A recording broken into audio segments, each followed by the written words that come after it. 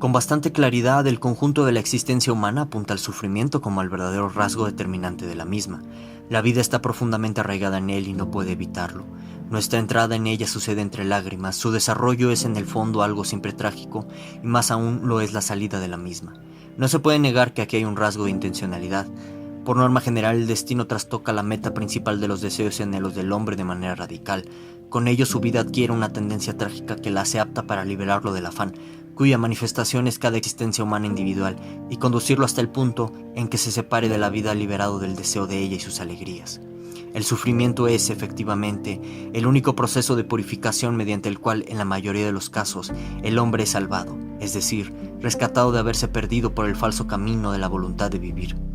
Sin embargo, rechazamos la comprensión, cual una amarga medicina, según la cual el sufrimiento es esencial a la vida y por tanto no nos acomete desde afuera, sino que cada uno de nosotros lleva consigo la inagotable fuente de su dolor dentro de su ser.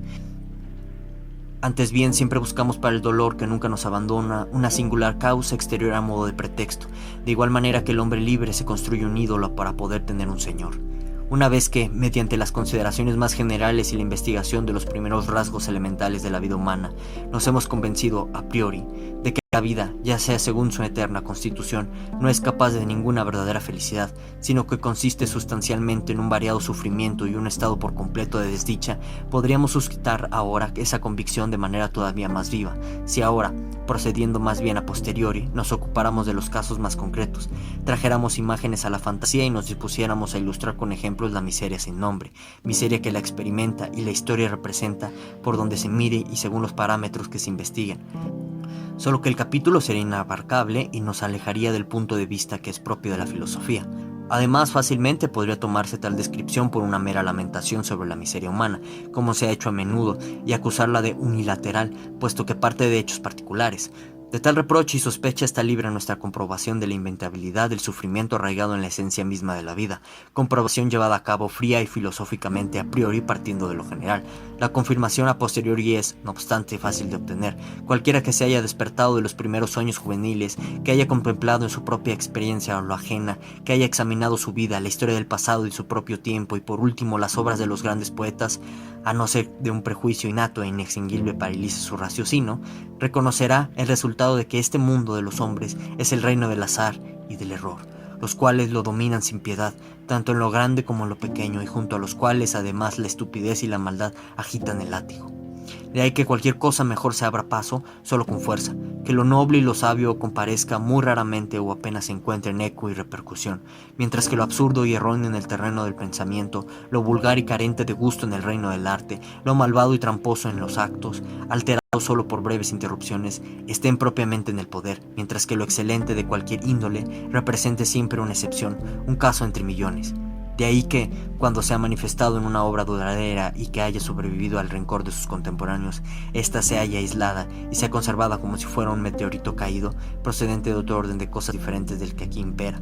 Pero, en lo que concierne a la vida del individuo, cada historia de una vida es siempre trágica, pues por norma general todo curso vital constituye la sucesión de una serie de accidentes mayores o menores, que cada cual tiene a ocultar en la medida de lo posible, pues sabe bien que ante ellos los demás raras veces experimentan empatía o compasión, sino casi siempre satisfacción al imaginarse las penalidades de las que en ese momento ellos se encuentran libres. Quizás ningún hombre, al final de su vida, cuando es sensato y a la vez honesto, deseará volver a empezar, antes bien preferirá elegir la inexistencia total.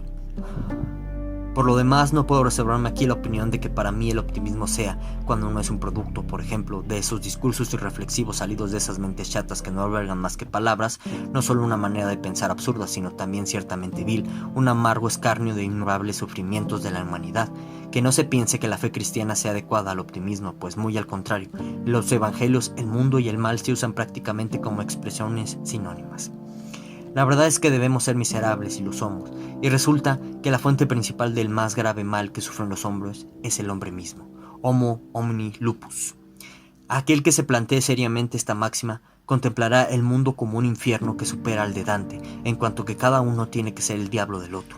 De ahí que buenamente tanto uno como otro estarían en condiciones de hacer de archidiablo ante los demás, y mostrándose en la persona de un gran conquistador. colocar a algunos cientos de miles de hombres unos frente a otros y gritarles: vuestro destino es padecer y morir, ahora acriballaos mutuamente con fusiles y cañones. Cosa que harían.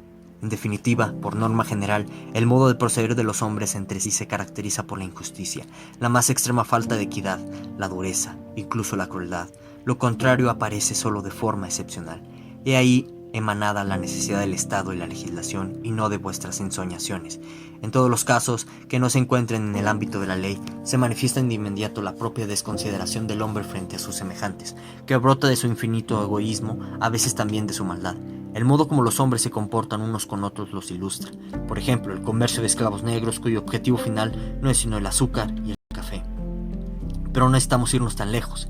Entrar a la edad de 5 años en los talleres textiles o fábricas similares, a partir de este momento, estar allí sentado primero 10, luego 12 y finalmente 14 horas diarias haciendo la misma mecánica una y otra vez, significa pagar caro el placer de poder respirar.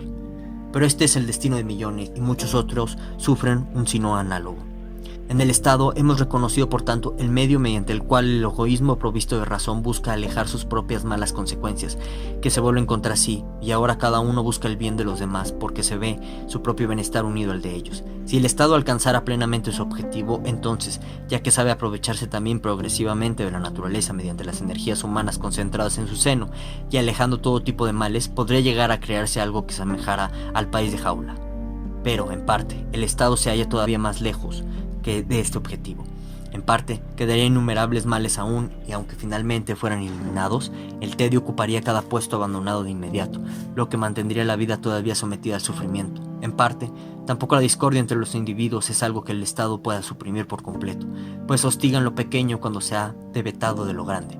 Y finalmente, la eris, felizmente expulsada del interior, acaba volviéndose hacia el exterior. Como lucha entre individuos prohibida por el Estado, vuelve desde fuera en la calidad de guerra entre los pueblos y exige entonces en gran escala, y de una vez, cual si se tratase de una deuda acumulada, el pago de las ofrendas sangrientas de las que se les había privado en los casos individuales gracias a inteligencias disponibles.